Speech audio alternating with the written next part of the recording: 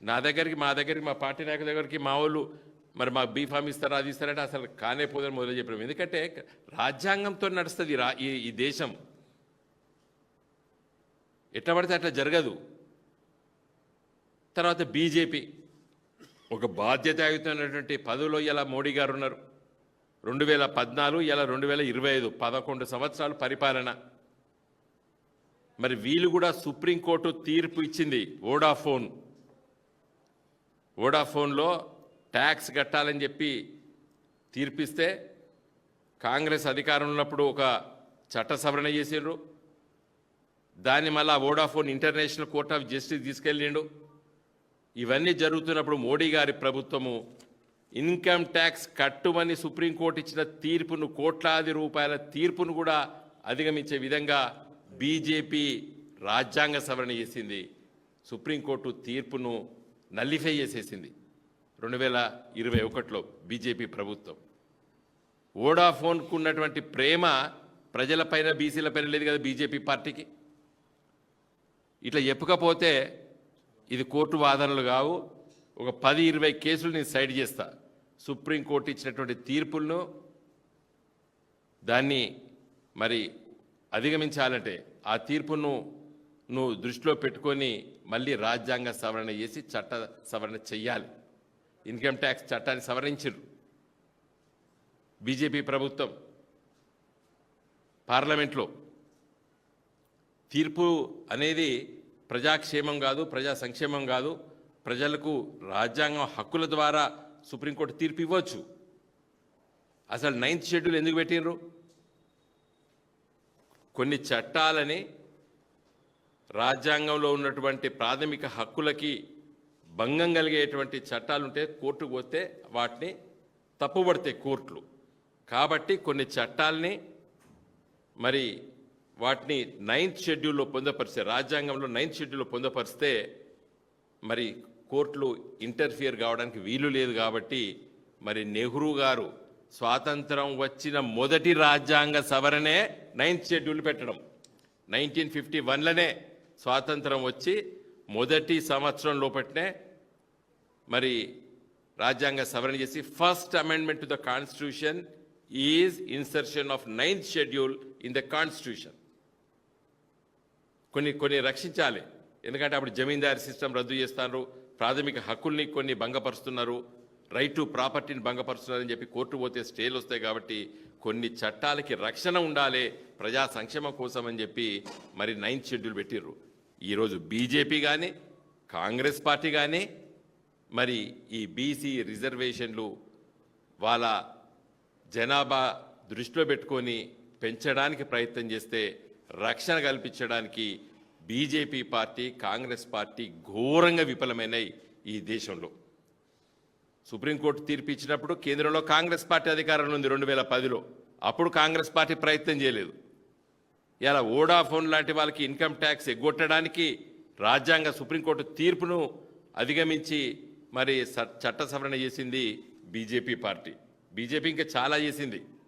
National commission for backward classes 103 amendment ద్వారా ఏం చేసిందంటే మరి మేమే ఆ ట్రిపుల్ టెస్ట్ ఉన్నాయి కదా, డెడికేటెడ్ కమిషను, ఎంక్వైరీ చేయడము, ఇవన్నీ చేసే ప్రయత్నము కేంద్ర ప్రభుత్వంలో ఉన్నటువంటి రాజ్యాంగబద్ధమైనటువంటి national commission for backward class చేస్తుందని చెప్పి అమెండ్మెంట్ చేసి వాళ్ళు రక్షణ తీసుకున్నారు. మరి సుప్రీంకోర్టు తన తీర్పులో 2021లో okay fine you can go head అన్నారు. మళ్ళీ తర్వాత ఆ తీర్పును అధిగమించడానికి అయ్యో ఆ బాధ్యత మా నెత్తి మీద ఎందుకు, ఏ రాష్ట్రానికి ఆ రాష్ట్రానికి ఇస్తామని చెప్పి మళ్ళీ స్టేట్ కమిషన్స్కి, బీసీ కమిషన్స్కి ఆ అధికారాన్ని మళ్ళీ రాజ్యాంగ సవరణ చేసి 105 ప్రకారంగా ఇచ్చింది. అంటే బీజేపీ ఆ బాధ్యత నుంచి తప్పించుకున్నది. ఏది ఎన్యూమరేషను, బీసీల ఎన్యూమరేషను, వాళ్ళ లెక్కలన్నీ ఉన్నాయి కదా, ట్రిపుల్ టెస్ట్, ఎంపిరికల్ డేటా, తర్వాత వాళ్ళ ప్రపోర్షన్ ఎంత, వీటన్నిటిపైన ఆ డెడికేటెడ్ కమిషను ఆ ఎంపిరికల్ డేటా తీసుకోవడం బాధ్యత మాకెందుకని తప్పించుకున్నది బీజేపీ పార్టీ రాజ్యాంగ సవరణ చేసి సుప్రీంకోర్టు తీర్పు ఉన్నప్పటికీ సుప్రీంకోర్టు ఏం చెప్పింది, national commission for backward classes చేయాలని చెప్పి సుప్రీంకోర్టు చెప్తే రాజ్యాంగ సవరణ చేసి దాన్ని అధిగమించి మళ్ళీ రాష్ట్రాలకు ఇచ్చింది. నేను తప్పుపడతలేను రాష్ట్రాలకు ఇవ్వడాన్ని, కానీ మీకు అవసరం ఉన్నప్పుడు సుప్రీంకోర్టు తీర్పుల్ని నల్లిఫై చేస్తున్నారు. మీకు ఇది అవసరం లేదనిపిస్తుంది. మెజారిటీ ప్రజలు బీసీలు, ఎస్సీలు, ఎస్టీలు ఈ దేశంలో ఉన్నటువంటి బడుగు బలిగిన పేద వర్గాల సంక్షేమం కోసం మరి అడ్డొచ్చేటువంటి సుప్రీంకోర్టు తీర్పుల్ని అధిగమించడానికి రాజ్యాంగ సవరణ కాంగ్రెస్ పార్టీ చేయలేదు, బీజేపీ పార్టీ చేయలేదు. ఏమనంటే మా మీద దాడి చేస్తారు. ఈయనమాట నిన్న మేమట పోయి ఇక్కడ ఇంప్లీడ్ కావాలట పొన్నం ప్రభాకరును ఆయన చెప్తాడు బట్టి విక్రమార్కర్, మీరు పోయి డ్రామాలు చేసిండ్రు. నిన్న హైకోర్టులో పట కోర్టు హాలు పోయి మంత్రులు పోయి ఆడ కూర్చొని ఫోటోలు వీడియోలు తీసి యావత్తు తెలంగాణ ప్రజలకి ఏదో మీ పెద్దది గొప్పగా చేస్తున్నారని చెప్పి డ్రామాలు చేశారు. మాది డ్రామా కంపెనీ కాదు, మాది టీఆర్ఎస్ పార్టీ 2017లో పట్టే మేము దీనిపైన కొట్లాడినాం. దాదాపు 8 ఏండ్ల కిందనే మీరు ఇట్లా కొట్లాడినరు, మేము రాజ్యాంగబద్ధంగా కొట్లాడినాం.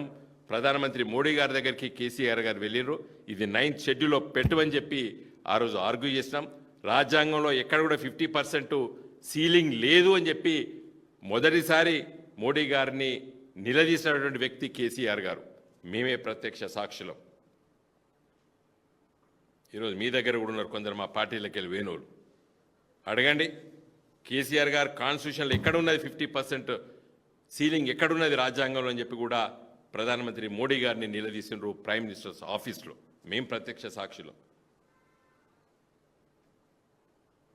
సుప్రీంకోర్టు పేరు చెప్పి ఇలా తప్పించుకునే వాళ్ళు కాంగ్రెస్ పార్టీ, బీజేపీ పార్టీ. కాబట్టి నిన్న సుప్రీంకోర్టులో కూడా ఒక పిటిషన్ వేసిండ్రు కొంతమంది, ఇక్కడ హైకోర్టులో కేసిండ్రు. సరే వాళ్ళు వ్యక్తులుగా వేసుకున్నారు, అది వేరే విషయం. కానీ ఇలా బాధ్యత ఎవరిపైన ఉన్నది? రాష్ట్ర ప్రభుత్వం పైన ఉన్నది. చిత్తశుద్ధి ఉన్నట్టయితే మిస్టర్ రేవంత్ రెడ్డి ప్రధానమంత్రి దగ్గర ఉన్నాడు, 2 బీజేపీ మంత్రులు ఉన్నారు కదా ఇక్కడ మన రాష్ట్రంలో. 9th షెడ్యూల్లో దీన్ని పొందపరచమని చెప్పి లెట్ us ఫైట్, మేము ముందుంటాం. నిన్న నీలాగా హైకోర్టుకు వచ్చి డ్రామా చేయడానికి మేము ముందుంటాం. మేము చిత్తశుద్ధితో ఉన్నటువంటి వాళ్ళము, రాజ్యాంగం పట్ల చట్టాల పట్ల విలువ ఉన్నాం కాబట్టి మేము చెప్పినాం. కాబట్టి దయచేసి ఈ డ్రామాలు ఇవన్నీ వేస్ట్. ప్రజలు ఎవ్వడు కూడా నమ్మలేదు. మొన్నని దసరా పండుగప్పుడే చూసినా ఎవ్వడు కూడా ఎన్నికలు ఇవంతా మోసం చేస్తాడు రేవంత్ రెడ్డి అని చెప్పి యావత్తు తెలంగాణ ప్రజలు మొన్ననే రిజెక్ట్ చేసిండ్రు ఎన్నికలు జరగవని. నిన్న హైకోర్టు రిజెక్ట్ చేసింది. జై తెలంగాణ.